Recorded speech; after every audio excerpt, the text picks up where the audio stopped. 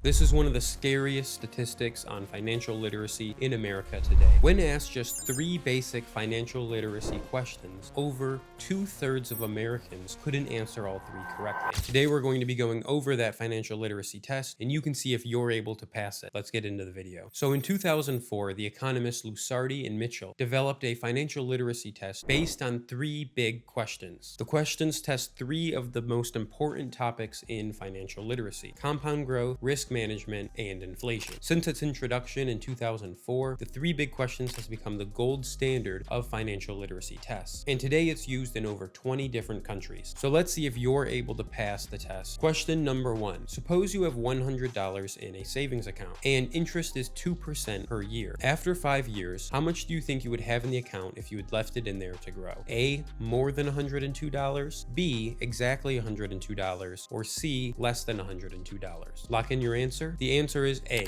more than $102. The key wording here is that interest rate is 2% per year. So after the first year, you would have gotten 2% on that $100 and you would have $102. That's correct. But the question asked about in 5 years how much money you would have. So it's not just going to be the growth from that first year. Instead, in the second year, you'll also gain interest as well. And it's actually going to be slightly more than you got in the first year. This is because in the first year, you were getting 2% interest on $100. But in the second year, you're getting 2% interest on $102. So you'll make slightly more in interest every year. This is the magic of compound interest. And as time goes on, you make more and more money every year. And we're going to do a whole video on the channel. So if you're interested in that, subscribe. Question 2. Imagine that the interest rate on your savings account is 1% and inflation per year is 2%. After 1 year, how much would you be able to buy with the money in that account? A, more than today, B, the same amount as today, or C, less than today? The answer is C, less than today. Inflation is the overall increase in prices or cost of living. And if the increase in price is more than the increase in your wealth, that means you're going to be able to buy less. Let's look at an example. Say at the beginning of the year, you were considering buying this cologne. You had $50 in your bank account and the cologne cost $50. Originally, you can buy this cologne because you have $50 and it cost $50. But now let's say a year goes by and your money doubles. You would think that you can buy twice as much because now you have $100 instead of $50. But if the cost of the cologne has tripled, that means the cologne now costs $150. So even though you have more money in your account by the end of the year, you can buy less with it because the cost of stuff has gone up more than the money